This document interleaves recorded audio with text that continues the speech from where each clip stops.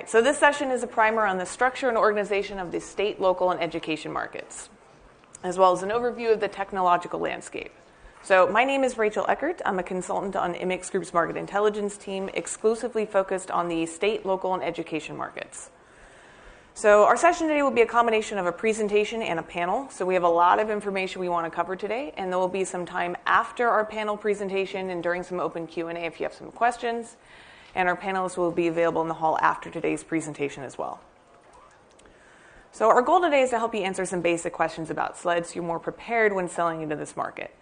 So we'll start with a basic definition of what is SLED and how that may differ from other markets. We'll then walk through the funding model and timeline so you can better time your sales campaigns and understand key trends in state and local procurement and the options available to industry in closing those deals. We'll wrap up the presentation portion of our session today with a brief section on how you engage. And this is all about covering the topics related to key trends and drivers and some representative opportunities.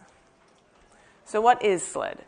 SLED is state, local, and education to include K through 12 and higher education for our definition. So SLED encompasses 50 states, over 3,000 counties, 36,000 plus cities, and countless K through 12 systems and higher education institutions. And we all touch each one of these in some form or fashion, and some on a daily basis. So in FY18, SLED will spend approximately $3.3 trillion. Now this is spread across several key market segments, the largest of which are going to be health and human services and education. Now beyond those two powerhouses, you're going to find general government and transportation. Now despite law enforcement and public safety only resting about 5% on average of the budget, it's no less of an area for opportunities. It's just those budgets tend to be a little tight. So looking out of the pie chart on the right, this is where we specify how much of that $3.3 trillion is IT spending. And in FY18, that's going to be just over $100 billion. And this is a slight increase over last year's number, and I expect this number to increase over the next several years, barring any major legislative changes from the federal budget. So some of those impacts could include potential decreases to Medicaid and MMIS systems, decreases in increases in public-private partnerships or P3s for transportation projects, and potential decreases in funding for body-worn cameras from the Federal Department of Justice. So the largest share of that spending is going to be at the state level, but other key jurisdiction types behind that are going to be cities, K through 12 systems, and higher education. And some of those impacts are going to be felt at the local level for those federal legislative changes, such as education. All right, so we know that SLED will spend approximately $100 billion on IT in FY18. Let's see if we can't be a little bit more specific about what that might look like across the states. So what you're looking at here is a heat map of the states and the relative size of their IT budget for FY18. The darker the blue, the larger that state's IT budget is, and potentially more opportunities they're going to hold.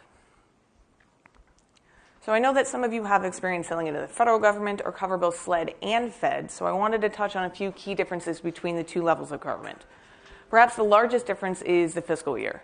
So the fiscal year for state and local operates July 1st through June 30th, and that's going to be the case in most states. At the start of that fiscal year, they receive their approved budget, and it's similar to the federal government. That approved budget goes through a legislative approval process, but this budget is much more streamlined from the federal 12 appropriations bills, usually made up of an operations and capital budget. So state and local governments spend their focus on pre-budget planning for the next budget year, rather than the rolling 3-year window approach that the federal government takes. And the last point I want to make is that much more focus for state and local government is made on improving the lives of citizens. So they spend much more of their programs and their IT dollars aimed at improving the interaction and engagement with their local citizens. Now, if you remember, I said that most states have a fiscal year that runs July 1st through June 30th, and that is absolutely true for all of those states that you see here in gray. Those states you see in blue, red, and green have an alternate fiscal year. Now, the budget process won't necessarily change in these states except for the time of year in which they do each step. You'll also notice that 20 of the states on this map have a gold dot. So the gold dot means that the state operates on a biennial budget, simply meaning they pass 2 fiscal year budgets at a time. So these are going to be some important facts to know because it might change the acquisition environment in your particular state. They may allocate a larger sum in the first year and a smaller sum in the second. So you're going to want to be aware of where your customer is in their particular budget cycle so you can plan your efforts accordingly. Now, most local governments are going to follow the same fiscal year as their state unless they request an exemption, and most education districts are going to follow the July 1st through June 30th fiscal year. So the way that SLED formulates their budget is a little bit different from the commercial space in the federal government. Now, discussing the budget process is not exactly the most exciting topic, but it is very important because it helps you approach your customer at the right time. You don't want to be approaching them at the wrong time because you're just going to be wasting your time and theirs. So it's key to timing your sales campaigns so you know how to strategically target your particular customer. So it starts with the budget office sending reviews to each of the states and typically includes things like financial assumptions, spending targets, inflation, and the governor's priorities for the upcoming fiscal year. It's usually done in the summertime, sometime between June through August. Now, once the agencies submit their budget, it goes to the budget office for reviews. And this is where they conduct hearings with each of the agencies for clarification before submitting their budget to the governor. So once the governor receives that budget, he'll then put together his State of the State speech, which highlights key priorities and themes for the upcoming fiscal year. You usually see these sometime in the January through March timeframe. So in the springtime is when the legislature will start reviewing that budget in a process similar to the federal government, where each legislature is going to approve their own version, which is then reconciled by a joint legislative committee. If all of that occurs, then the legislature will adopt the budget by the start of the next fiscal year. For local and education governments, the process is very similar, where the city mayor, the county manager, the county executive will submit the budget and the city or county council approves the budget. For education, that process is going to go through the superintendent and the school board or school committee. Now, the important thing about this whole budget process is that you need to get in front of your customer in the right time of year. So you need to be doing that in the fall before they submit their budget to the governor and the legislature, so that you can get your planning and your solutions in the budget for the following fiscal year. Now, states obtain their operating revenue from a variety of sources: in-state tax revenues, federal funds, earmarks, state collected fees. Now, most of our attention is going to be on that light blue section of the pie labeled general funds, as this is where the majority of our sales are going to be derived and where state taxes play the biggest part. Other special fees and federal funds tend to be earmarked for special projects like Medicaid or transportation. So unless you're chasing either one of those, you're going to want to stick to the general funds section of the pie, or in some cases, the operating budget. But let's take a quick look at some of those federal funds. So now, as I mentioned, these federal funds are earmarked for specific projects like Medicaid or transportation, and in federal fiscal year 16, they awarded over $600 billion in assistance. Now, no surprise here, the largest program was the Medical Assistance Program, or Medicaid, but looking at those titles that you see across the bottom, they correspond back to those market segments I introduced at the beginning and match those budget areas and focus areas where they're going to be spending their time and their focus. So these projects represent additional funding streams for state and local governments and often are a make or break for a project. So if you can find additional funding streams for that state or local government customer, you're going to be one step closer to being that go-to partner. And being that go-to partner is one step closer to establishing that long-term relationship that we all seek with that customer. Now, grants are a complex subject, and we could easily spend the whole day talking about eligibility and different requirements, but today we'll just keep the discussion pretty high level. So tracking these programs to the recipients, you'll see that the states of California, New York, and Texas have received the most assistance funding. Now, all states are going to be chasing these assistance funds. This just gives you an idea of which states are receiving the most assistance funding. So also of note is what jurisdiction level is receiving the most funding. You'll notice that over 90% of assistance funds are awarded to state governments. So even though a significant portion of these things go for things like Medicaid or construction projects, there will still be follow-on opportunities in areas of Medicaid management information systems or intelligent transportation systems that will leverage some sort of federal funds in some capacity. So we've all seen the federal government's budget deficit woes, but by and large, the state and local government arena is immune to this problem. Over 80% of states are required to pass a balanced budget. So in Virginia and Maryland, for example, they both faced $200 million budget deficits last year, which required them to eliminate state pay raises to help eliminate that particular deficit. Now, this balanced budget requirement changes the acquisition environment. It may limit or impede a state's ability to pass that new budget or even purchase that new product or system. So you're going to need to pay attention to that particular customer's budget to see if your project can move forward or might be delayed. But when we talk about the education level and the local government level, this restriction is even stronger. Those local governments are required to pass balance of budgets as well, so you're going to need, again, pay attention to where they are because it may limit or impede your particular solution. So one method that state and local governments have been employing to help manage overspending and control that is the consolidation of IT. So each year we see more and more state and local governments move to this more consolidated model. And the consolidation of IT functions is something unique to SLED, and it's not something you're going to see on the federal side. So in a centralized model, the enterprise will control everything from the IT governance to the IT service management. On the other end of the spectrum, you'll find decentralized, and this is where everything's done at the individual agency or department level. So in your conversations, this will determine where you need to focus. So if you're working with an IT organization that's centralized, you're going to be spending more time talking with that enterprise CIO, where the opposite is true if you're going to be in a decentralized organization, where you're going to be spending more time talking with the agency CIO or the agency IT director. But here's a quick look at where each state sits with their particular IT governance model. Now, the number of states operating in a decentralized model are shrinking, and you can see that there's quite a bit of blue on this map representing centralized. So knowing this particular information is key to deciding where you need to focus your conversations.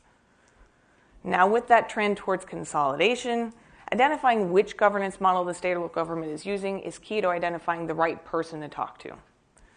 So if you're working in a decentralized or hybrid model, you're going to need to focus on that agency CIO or that agency IT director. They're responsible for the overall direction of their enterprise technology and the applications within their specific environment. If you're working with a centralized model, your decision maker is going to rest with the enterprise CIO level. So at the local education level, our focus tends to shift a little bit higher. These are smaller forms of government. They tend to be more consolidated. So in most cases, and there are exceptions to this, your focus is going to be on the enterprise CIO. So after we've met with the decision makers about a particular solution, our conversations will inevitably end up in procurement. So here are a few of the top trends that are happening now. So one of the benefits that a state gets from consolidating their IT functions is greater visibility across their enterprise about their solutions and their vendors. So this insight is then being used to spur more competition through more enterprise competition. So rather than each agency each competing their own solicitation, the state or local government will compete in enterprise-wide solicitation, garnering competition from a much wider range of vendors. This wider range of vendors gives the state better pricing, which helps result in some cost savings for the state.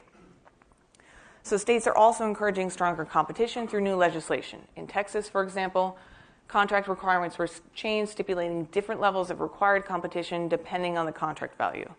In Ohio, anything over $50,000 must solicit and receive 3 separate bids before moving forward.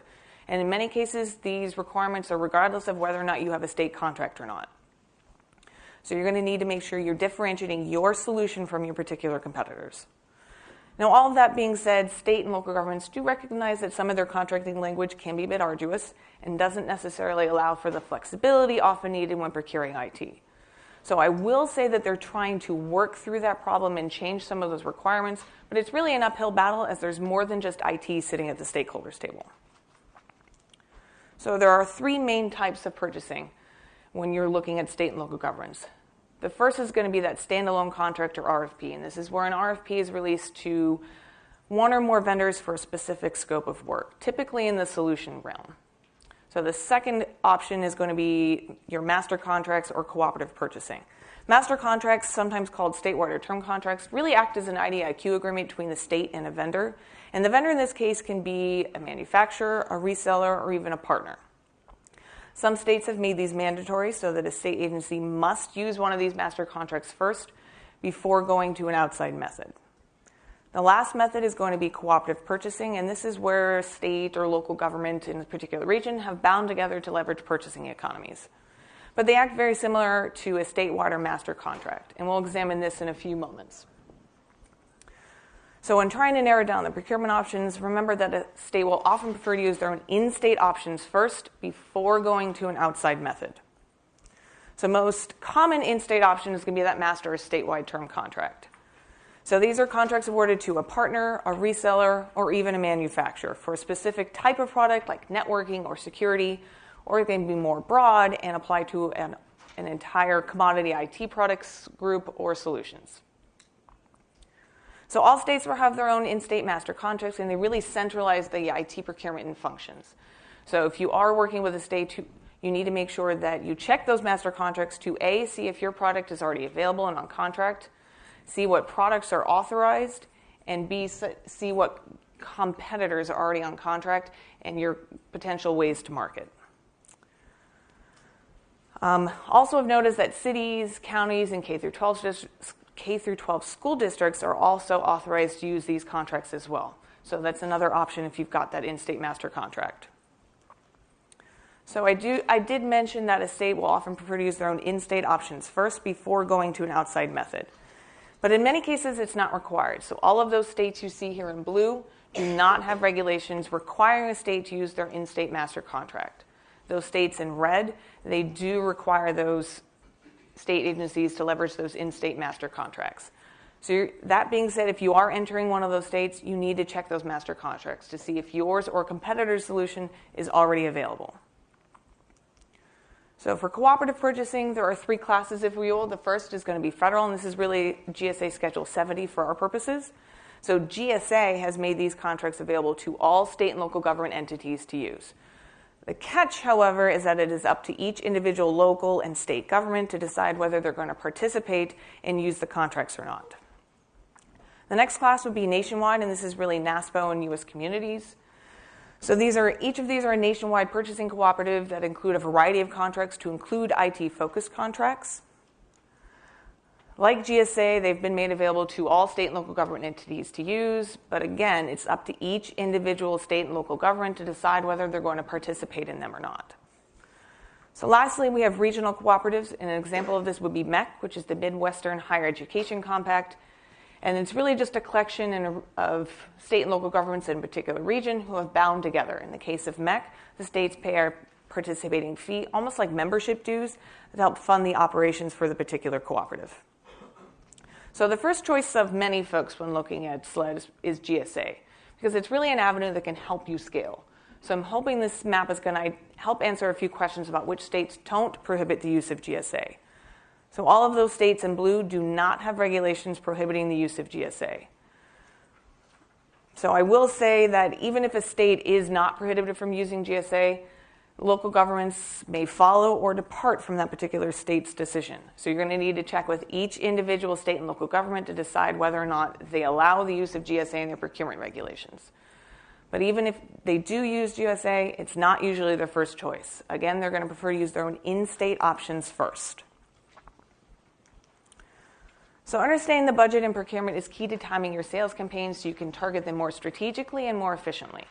So this next section is all about taking that information and applying it to market trends and drivers and representative opportunities. But before we start, I do want to review these 10 market segments. Now, I like to walk through these for those of you that sell into the commercial space or even the federal government, that those areas you're already targeting, like health, also exist in SLED. So the market intelligence team uses these 10 market segments to really target and streamline our sales process and make us more scalable. Every state's going to have health and human services functions. They're going to have education functions.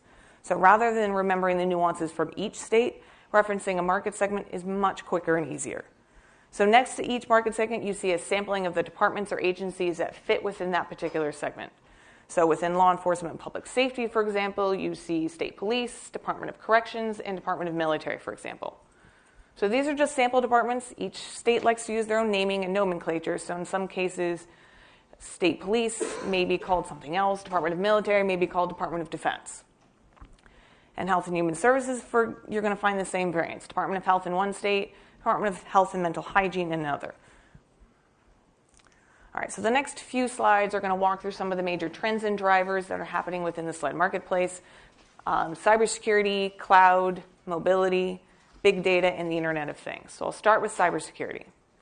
I think one of the most influential changes in cybersecurity of the last several years is the rise of the enterprise CISO, and the fact that more governors are aware of security and its potential issues.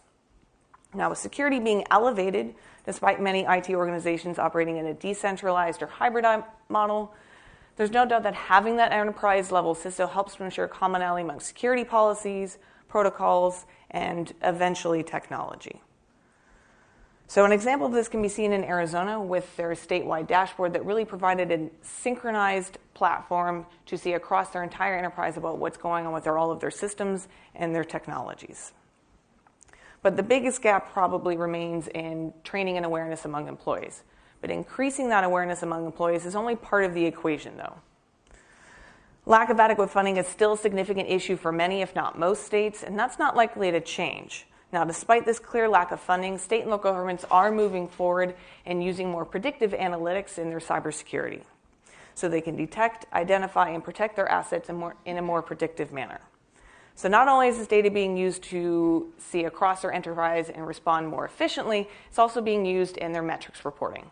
So one of the side effects that comes from state and local government from a CISO role being elevated is that legislators and executives want proof of impact and improvement from those activities and funding. So you're going to see these metrics become increasingly important. So cloud is becoming more mainstream with more and more agencies migrating to the cloud slowly at email, collaboration, productivity, and storage. So as they move over their aging legacy applications, you're going to see SaaS continue to be the dominant implementation strategy, in short, because it can help the state save money. Now, lack of adequate funding is not a problem unique to cybersecurity, and it really stretches across IT. Many IT organizations spend far too much of their preciously small IT budgets on maintaining rather than innovating. So the drive towards cloud usually involves some sort of need for cost savings and increased flexibility. And while many CIOs do report seeing some cost savings from the cloud, it's not as widespread or as much as they had originally anticipated. But the biggest shortfall CIOs do report is that they're not seeing the level of flexibility and scalability that they had hoped.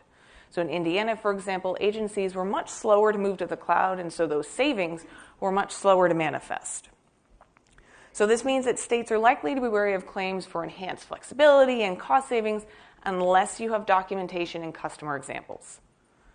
So when it comes to local government, there's even less progress. On average, 20% of local governments have migrated their environments to the cloud, according to the most recent digital county survey from the Center for Digital Government.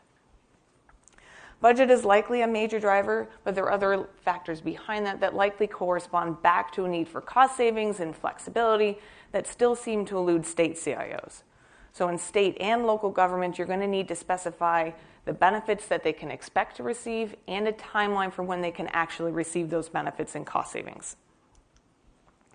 So I want to preempt any surprises here by that first bullet on the slide. Yes, mobility is not a top priority for many, if not most states, simply because there are other competing priorities like cybersecurity and legacy application migration. That being said, IT shops are still looking at migrating their stuff over to the mobility environment, starting with an enhanced digital experience.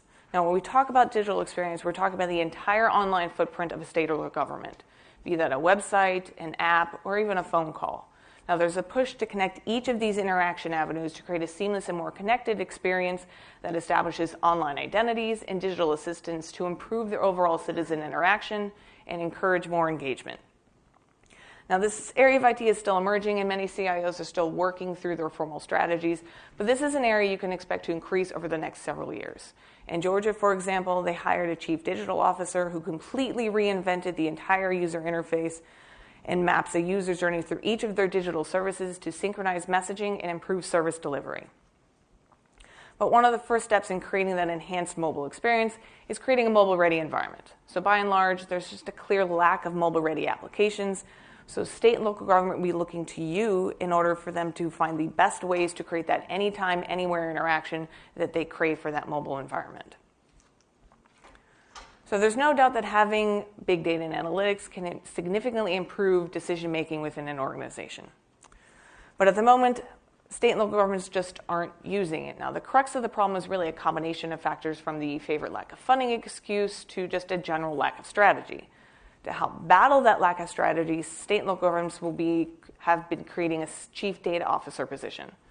Now, according to NACIO's survey last year, over 50% of states have created or are creating such a position.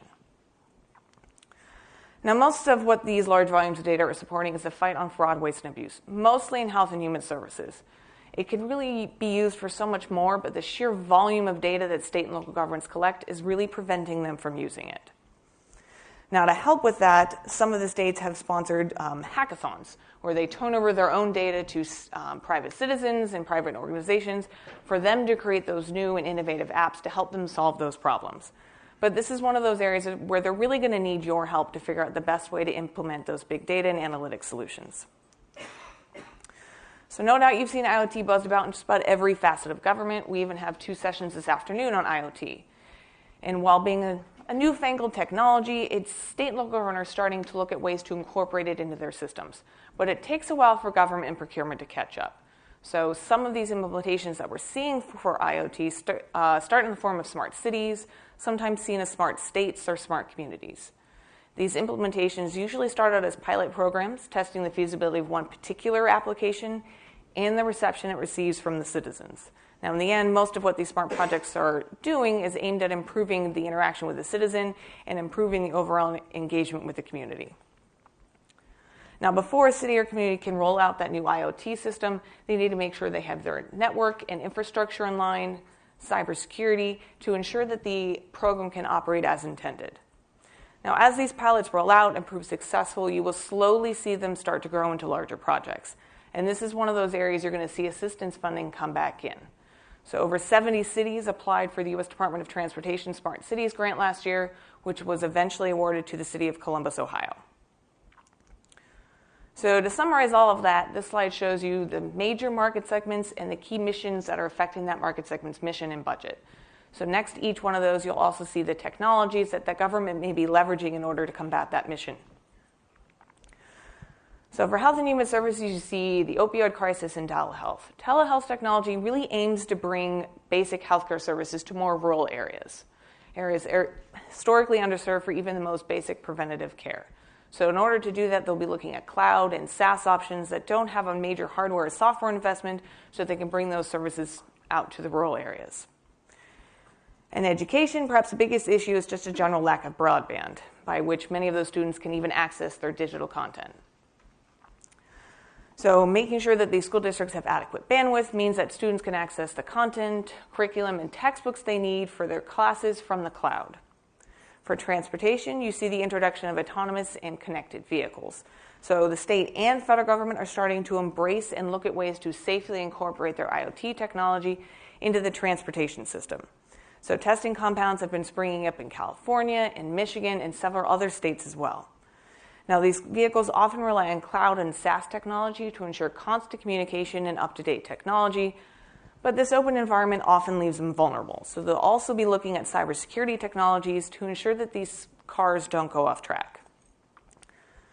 In law enforcement and public safety, we see issues like the body-worn cameras and the upcoming FirstNet program. So body cameras, while helping to increase the accountability of police officers, also offer opportunities in the form of cloud, mobility, and cybersecurity. Now, the goal of this slide is to provide a high-level overview of the major trends and drivers and the technologies that they will be using to achieve those trends and drivers. The next few slides will dive into these issues in more detail. So let's jump into the first major area here, the opioid crisis.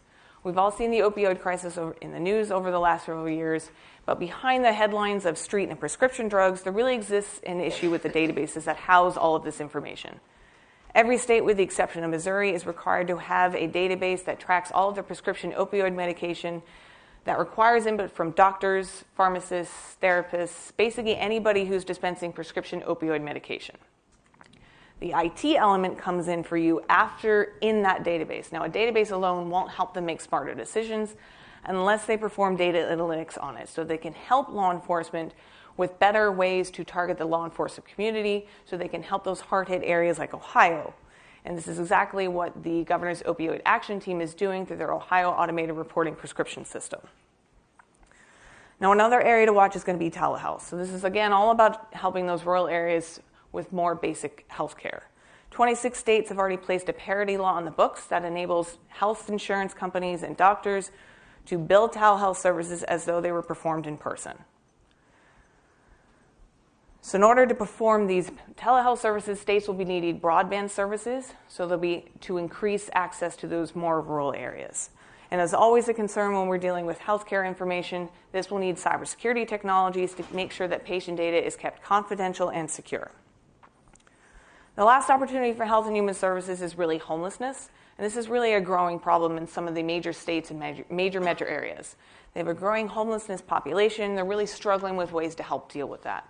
So these local governments will be looking at data analytics to help those in-field workers with their data collection so they can feed that information into a database for analysis that they can then respond back to those social workers who are working in the field to help with some real programs. The first issue to watch for education is going to be the broadband gap, the continual incorporation of digital content into classrooms. Skipped ahead of myself. More and more classroom is moving online, so more of that content is being accessed via cloud and SaaS options, which means that all of these classrooms are going to need more mobility technologies to access that particular content.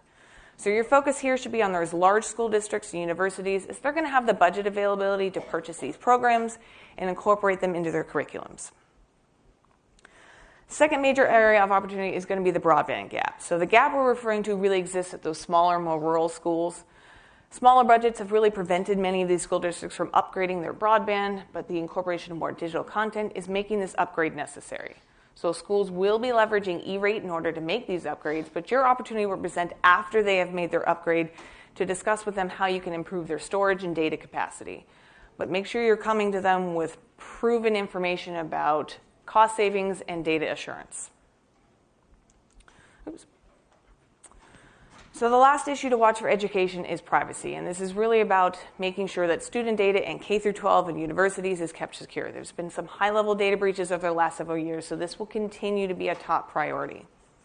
So this will be affecting all school districts in the form of network security and disaster recovery through options like Secure Cloud. In Virginia, for example, Virginia Tech, in partnership with the state of Virginia, has developed a state-of-the-art cyber platform to help educate some of these government workers so that these issues become fewer in nature.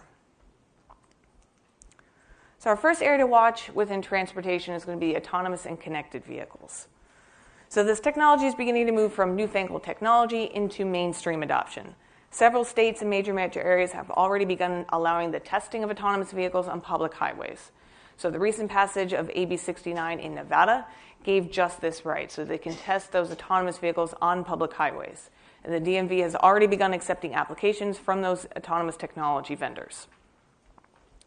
So the opportunity here spans the whole gamut of IoT, from sensors in roadways, networking, storage, cloud, and cybersecurity. So for you, this is going to create an opportunity to create a niche for yourselves and drive standardization around your particular technology solution. So the second issue I want to examine is data sharing. So this is data sharing not only between state and regional governments, but also data sharing with third parties like Waze. So state and local governments already collect a great deal of information about their transportation system, but pooling that data to create a holistic picture can provide some pretty powerful analytics that could be turned into, analyzed and visualized into mobile applications for public consumption, for topics ranging from train systems to traffic conditions, but also for those transportation agencies on how to streamline and improve traffic flow. So your opportunities are going to be in the form of cloud storage, cyber, and analytics, and you're going to want to focus on those major metro areas like New York, Atlanta, and our very own DC. So most of us are no stranger to the concept of body-worn cameras. We've seen them all over the media lately. Most of these projects started as pilot programs funded from grants from the Department of Justice, usually in the neighborhood of about $100,000 or so. So as these pilot programs roll out and prove successful, and they incorporate the lessons learned and develop the proper regulations and parameters, you're going to see these grow into larger programs. So most of the large installations come from a one-stop solution vendor with the camera and the storage as one package. So your approach is going to be two-pronged, working with the government customer to drive a need for your particular solution, while simultaneously working with the solution vendor to bake in your solution, your technology, into their particular package. In New York City, for example, they're already moving forward with their one-stop solution vendor, with all precincts in New York City expected to have body-worn cameras by 2019. So I won't spoil the fun for afternoon session on FirstNet, but a little background would probably help. FirstNet is designed to be the interoperable broadband first responder solution. So final state plans have already been sent to each state representative, with the clock already ticking on their 90 days to make their decision whether they're going to be opting in or opting out.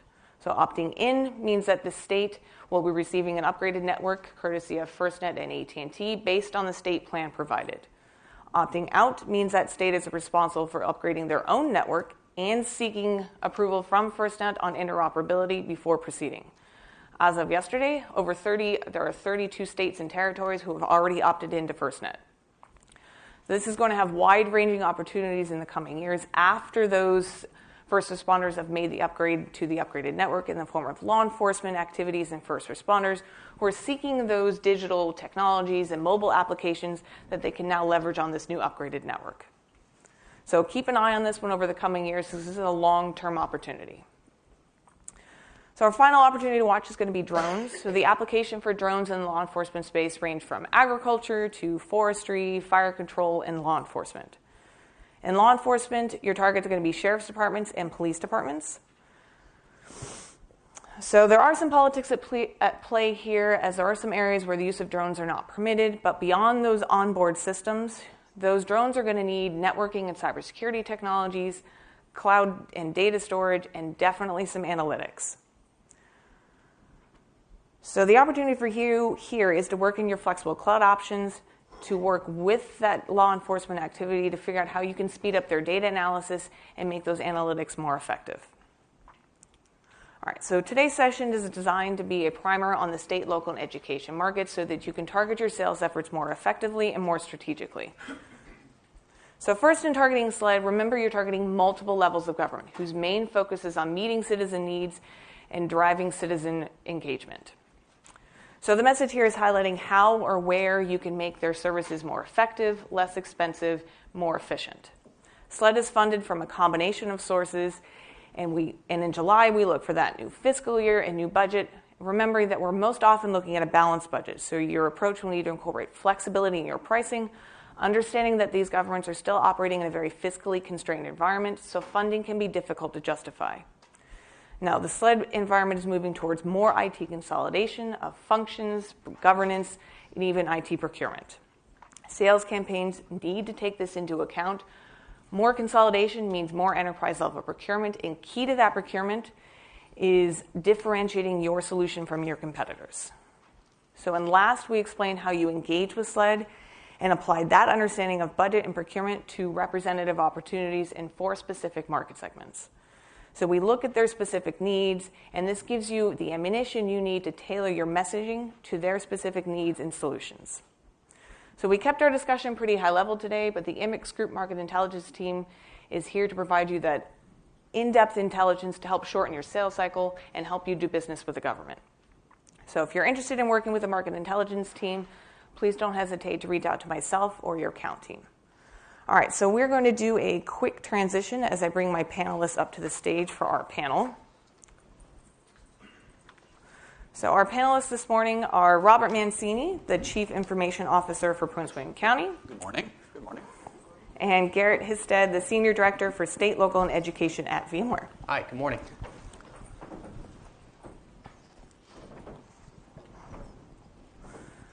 All right.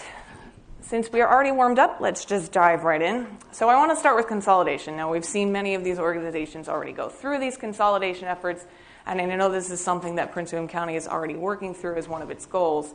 So beyond those operational efficiencies and functions, what does this actually mean for the technology environment? So how does this change the interaction with your technology vendors and some of the partners? The consolidation effort in particular? Yes. Well, for any CIO who wants to make a difference in their community, it's going to be a lot more than efficiency. It's going to be about innovation and the avenues through which you're going to drive innovation. And in public sector, you're either saving lives or improving lives. So a CIO's challenge is not only to learn how to work with the departments across the government, to understand what their county leadership, whether that's legislative or whether that's management, wants from them.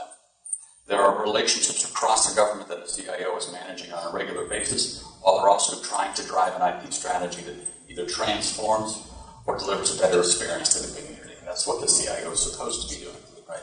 So consolidation is great. Those are great cost efficiency and cost savers. Every government likes to have them.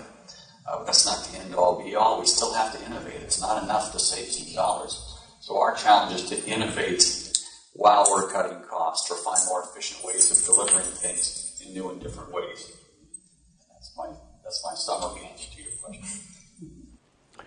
Well, I think it's radically changed the way in which we organize our sales teams to go to market. So I think probably for this audience, you've observed, if you've been in the space a long time, consolidation is driving decision-making upward. So I think historically we've seen you could be successful selling out in departmental areas, getting wedge strategies positioned into your environment. I think now with consolidated budget control, consolidated decision-making, you have to position your solution, I think as Rachel said, to provide enterprise value. So your target audience is higher up the food chain now, and your solution has to be more all-inclusive. So you really have to show an end-to-end strategy. And a lot of times this is driving co-opetition in the marketplace. We're seeing banding together of some one-time competitors to come together to create a solution that's more viable because of that consolidation. So state and local governments are two distinct markets, and this is something we talked about on our panel prep call, but new entrants to the SLED market can often make the mistake of treating them as one entity. So what are some of the nuances that you need to remember when approaching a state government versus a local government, or even K through 12, as we were talking about this morning? Okay, so I'll take that one first if you don't mind, please. I've done both. I've been at the state oversight level, and now I'm at the local level. So, and there are big differences. At the state level, there is obviously a lot of authority, a lot of budget, a lot of policy. But really, IT and difference-making solutions are delivered at the local level. And we are not always unable to do the things the way we want to. So there may be a state solution. But a state's not going to mandate, at least not many of them, how a local government is going to deliver a solution. What you will find, if you look very closely, especially in regions like we're sitting in right now, the National Capital Region, there are lots of regions within states. Some of them span multiple states. You have 3 states here that cooperate very closely, D.C., Maryland, and Virginia. The CIOs and the IT departments cooperate. We share ideas. So while Prince William County may not use all the same systems that the state of Virginia uses, you'll find we have a lot of commonality with what's going on in Montgomery County and in Fairfax and in Loudoun and in Stafford and in those areas. So a state can give you guidance, and there are certain components of your local government that have state obligations.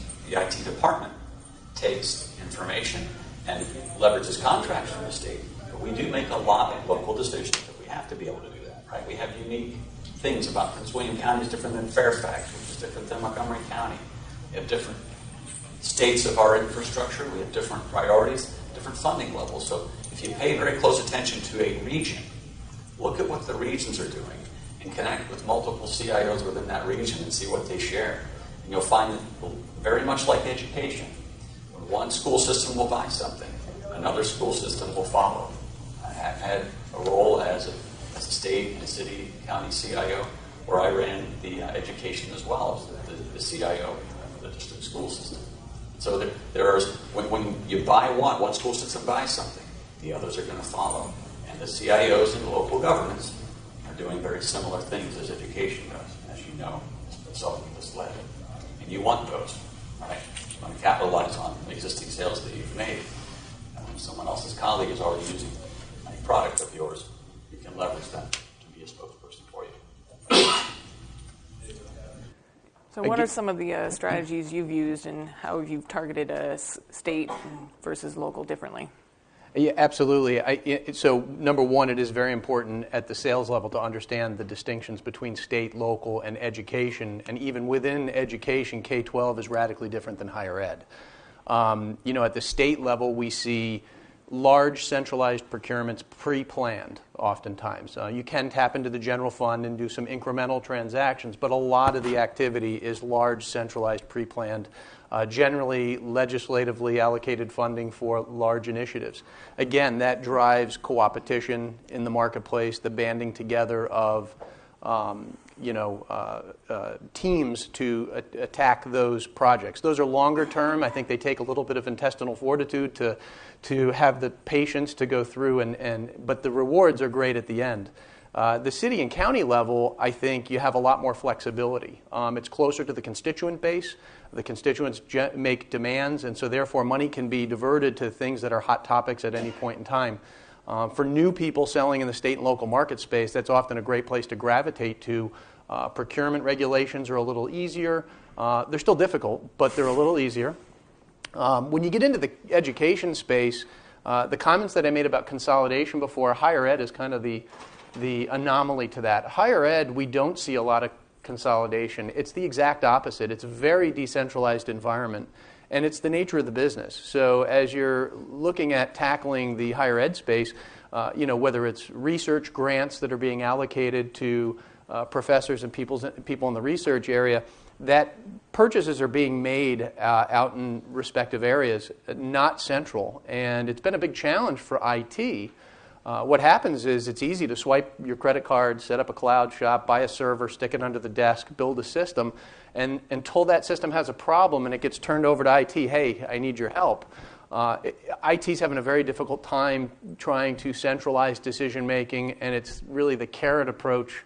They can't use the stick. So that model, you may have a little more flexibility being out in the research areas, in the departments, but still stay close to central IT for things like end-user experience, right? Students are looking at having a high-tech experience as they come into the university system. K-12 is another anomaly in the sense that, in my experience, it's all about K-12. So it's about educating students. So your solutions need to be very focused on student achievement and student outcome. I do think there's a bit of a misnomer around budgeting. I think there's this general tendency for the vendor community to think K-12 has no money. I would argue that's probably not true at all. K-12 has a lot of money. It's just that it's trapped in colors of money. It's trapped in buckets of money. They get E-rate funding. They get bond funds to do massive construction projects, billions of dollars. What's important is to understand how to attack the money. So you really have to spend some time as a sales team investigating how is the money coming in, how is it allocated, what are the restrictions, and then be prepared for a board process. So in each level of government that we talked about, definitely a different sales approach, and you have to be aware of that. I want to add one thing on consolidation, because we tend to think of it as either as centralized or decentralized, and it's really not binary. Even if it's centralized, and I've worked in plenty of centralized environments, I wouldn't want folks in the audience to think just because IT is centralized that they shouldn't make their first stop the department head, not necessarily the CIO. And I'm a CIO telling you that. I love it when people come to me with solutions, but I care very deeply about what my other department heads want to run their operation or to improve the experience. Don't hesitate to approach them, because they can bring something to the CIO just as you can. So when you think centralized, don't think that you can't approach the other department heads. You can and you should. And that they're running around with their day-to-day worries just like we are. Right? Absolutely. So one of those worries happens to be cloud.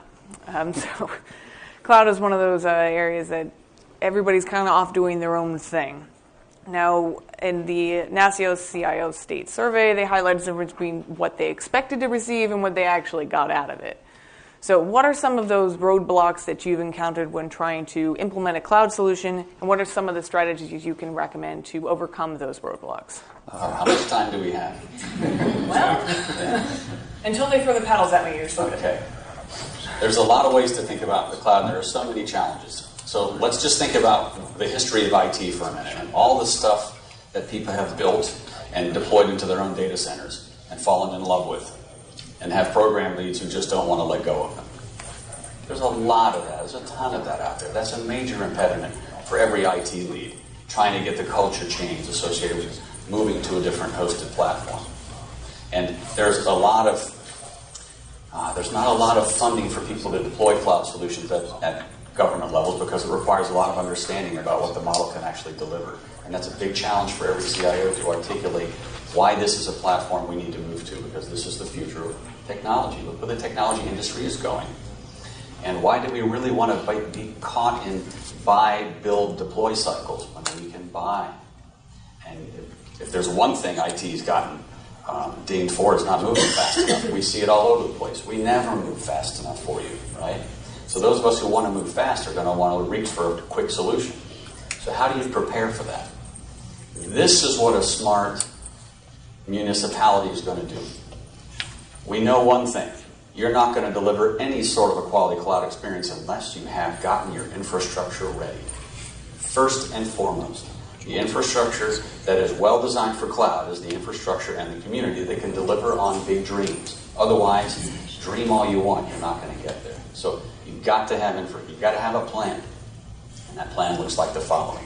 Get your infrastructure built so that you can traffic all of your cloud packets through one avenue. I don't want to chase across my internet links encrypted packets. That's not a cloud solution. We have to design, build, and deliver to a community or to a government a cloud infrastructure that tells you how you're going to do business with our county or our state. So we build an infrastructure. We are going to broker that. And when departments come to us with solutions, we can offer them our partners in our various cloud presences that we've delivered close to our offices and not paying a lot of money for high-speed digital connections. And you meet us there at our cloud space where you can buy from Salesforce and Amazon the solutions that your department heads need to deliver. IT departments are becoming service providers. That's where we need to be. And we're slow getting there. And that's what I'm trying to do in Prince William County. Design, build, and deliver a cloud infrastructure so you know what the rules are. This is how you do business with Prince William County if you want to deliver technology. We're going to deliver through private connection to our local carrier-neutral facility where we can get all the cloud providers, our department heads, and our workers, and our citizens and businesses want us to bring to bear for our county. And so if you design it, and you build it, and you broker it, and you put the governance in place, you have an easy pathway to do business with us. And we can offer all the other solutions that you and your competitors can offer for cloud. And the biggest confusion point is hosted solutions versus cloud. And they are used interchangeably, and it's wrong. A hosted solution is not a cloud solution. If I have to buy your software, and you're serving it out of your data center in Idaho, and I have to connect to you across the internet, that's not cloud. That's hosted. I want you to come to the cloud where I will meet you with my private circuit to my infrastructure that I have built a security model around through which everything in my county passes, and I can secure that. I don't have to chase 50 different implementations with 50 different security models. You design it and you build it. So please, when you talk hosted, know what you're talking about versus cloud. A cloud service is something you have built, if you're a cloud provider, into the United States cloud infrastructure. If I want to go buy something off of the GovCloud, that's where I'm looking for you. I don't want to create another internet tunnel that I have to keep managing my capacity on my internet links. I don't want my enterprise packets going across the internet. I want them going across my cloud infrastructure. And that's where the future of IT is going, and that's where we're all trying to take it. And some of us are nowhere close to getting there, and some of us have a plan, and some of us are on our way there, and some of us are already there. Right? And that's one thing I think just would be helpful for you to think about. Okay. So you probably provide a little bit different perspective in some of the challenges that your customers may have brought to you in terms of getting to the cloud. And so what are some of the strategies that you've been able to employ to kind of overcome some of their challenges and roadblocks? Well, I think a lot of what Rob said is absolutely right. I think it starts with a definition of what the cloud is. You know, is it SaaS applications, the false interpretation that hosting is somehow the cloud, platform as a service, infrastructure as a service. So I think you have to define it properly with your customer. And then we have to understand why the customer is going to the cloud. What's the driver behind it? And I think that false driver at the get-go was, hey, we're going to save all this money, and that is not the case. It's not about the money. And I was surprised to see that it may not even be about the scalability. I still think there's some viability to the scalability argument, but we'll see how that plays out. But definitely agility. Definitely time to being able to spin something up fast and not having to provision and order hardware and put in the network infrastructure. I mean, you do have an agility advantage leveraging the cloud. So I think it comes down to working with the customer to understand the motivations for getting to the cloud, number one. So you got to spend a lot of time in that. And then number two, I think the other obstacle that I see that we're working day to day with customers around is contracting. Contracting is maybe now starting to get to a point where it's a little easier to contract for the cloud, but contract coupled with funding, which is still a big issue, as Rob had mentioned, contracting for cloud services is behind the times. You're starting to see states down a path now, having cloud contracts. As you start to move into the local markets, some have been successful, some haven't, but I think that's something that you have to at least have a level of awareness in your sales campaigns that can they adopt cloud and why are they adopting cloud? So we would be remiss if we didn't also talk about security. I know you've mentioned it already, but security in the cloud is one of those top concerns of people. How do you actually secure the cloud once you move your environment up there? So in this, consolidated, more connected environment, how do you respond to increasing pressure for a more connected enterprise and moving that stuff to the cloud while making sure that you don't experience one of those newsworthy data breaches? Well, the first decisions you make about security is infrastructure, and it starts with your network. And how do you design your network for security? And so in state and local, you've got to design for regulatory compliance. So Health and Human Services might have certain needs, public safety has other needs, general government has their needs for all the financial data, and you've got your various clusters and quads of government. And so if you design your network, you can wall off different parts of it from one another. That's step number one in terms of structuring your network. And then you can overlay your technology infrastructure, all of the products that you want to bring to bear to the enterprise. Not everybody who's in the health services cluster using an application is going to be sharing the same connectivity with someone in public safety. I don't know many enterprises that have walled off their networks that way. But that's where you start. And if you do it that way, you can begin to design specific security solutions for the specific needs that regulatory compliance brings to you. And so it starts with infrastructure, designing that properly, understanding what regulatory requirements bring to you, the differences in the departments of your government and the groups that they fall into, and designing for that. And then you've got the infrastructure like I was talking about for cloud. I know where all of my cloud packets are going. I know where they are. I know how I can protect them. And I can bring specific solutions for public safety, security, versus health and human services based upon creating the section of my network that's PSNet, that's HSNet, that's HIPAANet, that's EduNet. Carve up the network based upon the type of users who are going to be there, and then you can deploy the specific solutions that they need that are specific to them, along with the general ones that you need to provide. It starts with infrastructure, look at the cloud design, especially if you're going to the cloud, and that's your chance to do what you can as a buyer for protecting my enterprise. The rest of it is how you review your vendor as to how they meet the security requirements, both at the site, if you're doing business with your cloud vendors, and the products that they develop and how you test those for whether they can pass the test for your enterprise. So it does really start with infrastructure. People who get infrastructure right will dream the big dreams and they will deliver on them. And that's my answer to it.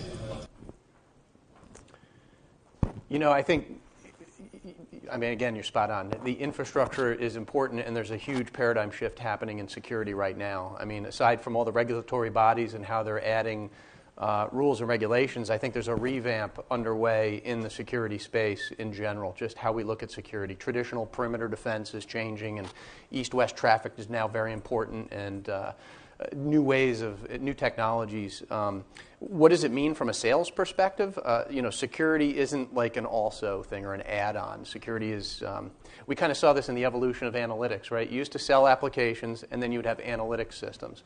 Now analytics is just a part of everything that you buy. Security is the same way, right? It used to be I buy something, and then we'll figure out how to secure it. So your solution, your offering, your service, it just better be layered with security that's commensurate with the customer that you're going to and what their needs are. I guess that's it. There's another element there. Can I add another element for you? It's not just about security. You have to marry security with performance. Is my mic on, Howard? Okay. Too many times we deploy. Am I talking too much? I'll stop in a moment. Too many times we deploy security solutions for the sake of deploying them, and we forget about performance. This is another reason why your infrastructure design is important.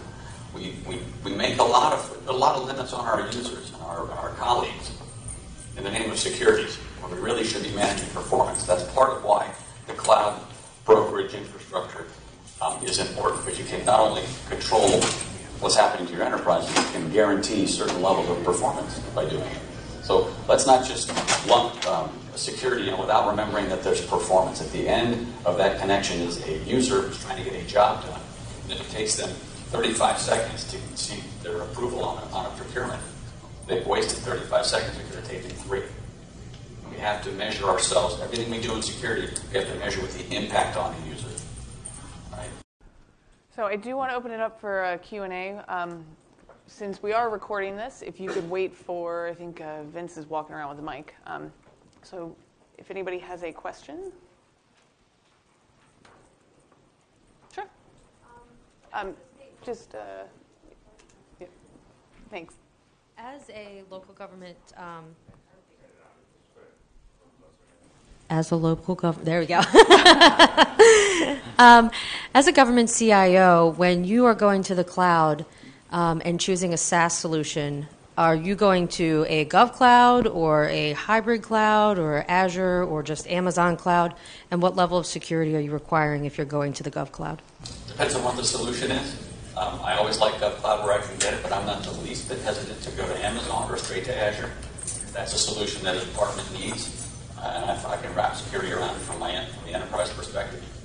So GovCloud's really nice to have. It is a preferred thing, and I try to go to a facility that can offer me that if I need it, so I can set up a cage and I can have connections to the various aspects of that facility. And that's an important one for me to have as a local government, only because I've spent a lot of time in D.C. and delivered some services to the federal government. I know that that's important. Great, thank you. Also, one more question. Is there a specific compliance standard that you guys are trying to follow, whether that's for cloud environments or on-prem environments, like NIST 853 or cybersecurity framework? Yes, to all of that, as well as some financial COSO framework as well. Thank you. Yeah, we follow NIST.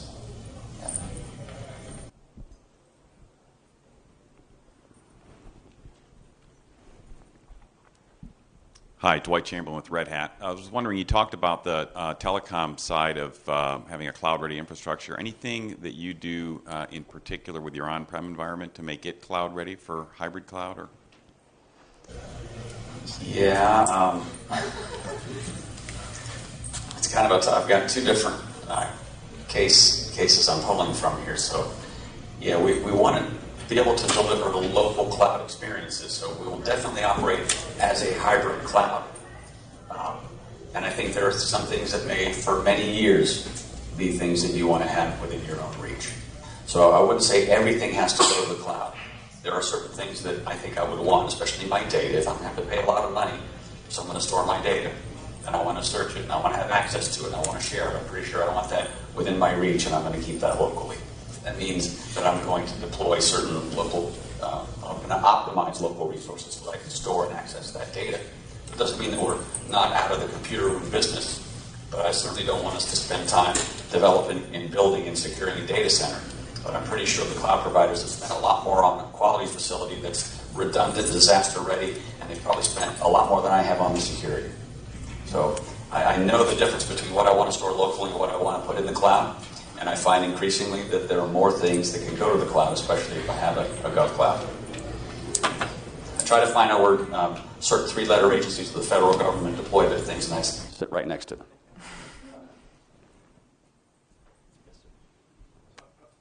He's going to bring a mic around for you. Thanks. So when you're working with vendors and different solution providers, what is your biggest concern when connecting with them? Anything in particular? Yeah. Do they not understand your business? Are they not actually listening to you? I mean, what is your biggest concern? Oh, it's just kind of a general question with vendors. Gosh, there's a lot there. I didn't mean that in a bad way. There's a lot of advice to give. I think what you said earlier about the time of year, some of it I would probably stretch a little bit wider. I would say that it's, especially at the state level, we breathe a sigh of relief in April when the budget gets passed. And that's when we start to make our, hey, we can really focus on getting things done. And then we start formulating. We're formulating now. But the time we really get busy designing and trying to get our next strategies in place and get ready for the budget season is April, at least for me. April, May, June, July, August, September, and even part of October, I'll be looking what am I going to want to ask for that's I'm going to have to live with through the next year and a half. because that budget cycle is so far ahead of where you are when you're making a plan. You really want to put the time in when you can focus on it. And I wouldn't say wait till June. I'd say we're already relieved that the process is over in April. So if you know that's when we're working on our budget, that's helpful. There are a couple other things, though.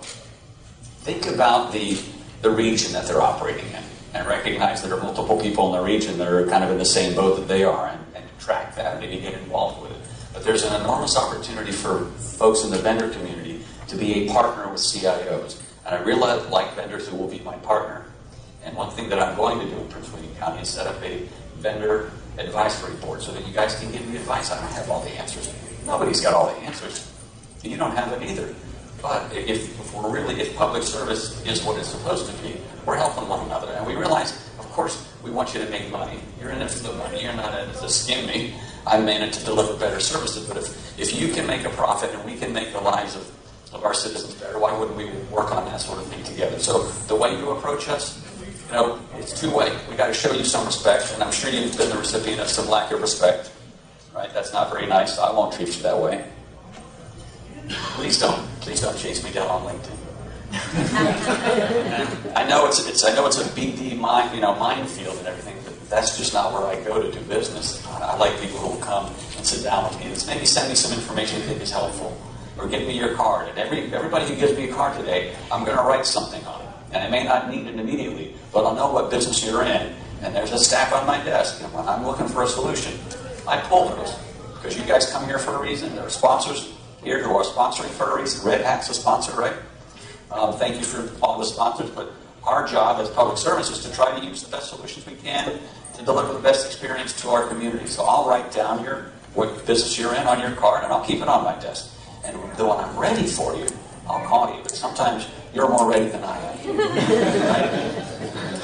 That's just the way it is sometimes. And we'll try to treat you well. But don't hesitate to talk to the other department heads. And I don't mind if you go to a program meet in my organization. I want my managers to manage and lead. If they want to innovate, they want to bring me something that you brought them, I'm happy to see them do it. All right, I'm not the only one you can talk to. So I think that's a good way to kind of wrap up the session, and I'll start with you, Garrett. So one of those lessons learned that you've encountered, one of those things that you're like, well, I'm not going to do that again, that you can kind of share your experiences, maybe somebody else doesn't have to go through the same thing. Yeah, there's so many of them. What I would say, though, Rob, I love what Rob said and his openness to meet with the vendor community, but I think you asked a really good question, and I think there's a lesson learned in the question that you answered, and not all CIOs are as open. The beauty of the SLED environment is that everything is publicly available. The information is publicly available. The challenges that they're facing, the budgets that they've created, the organizational charts, it's very transparent. And so if you haven't done your homework, if you haven't read the IT plan, if you haven't listened to the leadership, if you're not prepared when you come in the door to offer a point of view rather than just the proverbial what keeps you up at night type of context, then shame on you. I mean, that's the biggest lesson. And as I work with my sales teams, that's the things that we're focused on. You got to take advantage of the information that's out there and come in and offer a viable solution because you're in tune with the problem, and it'll take you far. I'm sure you have a couple pet peeves. You probably already hinted at some of them, but... No, I guess I've been in this business for a little while. I guess I've seen all of those things. And I really don't begrudge the folks who are trying to do business with me their opportunity. I know what their job is. They've got a sales cycle. I've got a budget cycle. I've got a development cycle. And I always try to factor that in. I don't think I've really ever yelled at a vendor. I know what they're doing. It's a tough job. I know it's tough for you. And I try to, if I can't help you, I will use the following words. I know you have a pretty decent solution, but I just can't offer you any encouragement right now. It's just not the right time. I won't tell you, get the heck out of here. I won't turn my back on you. I won't throw anything at you. But I will try to tell you, we just deployed a solution for this, that, or the other, and we're probably not going to look at that for 2 years. I'll try to tell you that. Please don't buy us things in local government. We're not allowed to take this. Just not a good thing. We appreciate it, but if we go get coffee together, I'll buy mine. But I do a lot of it. I have coffee with vendors quite a bit, and I like to have them come in and present to my executive team, show me what you have, and get an opportunity to pitch a solution maybe we haven't thought of. Yeah. You're welcome. Well, thank you very much, everybody. I know we've got a couple minutes left, so maybe spend some time if there was a question you wanted to ask, but not necessarily in front of the group. So we've got a couple minutes before they kick us out of this room for the next session. But thank you very much for everybody attending this morning. Excellent. Thank you.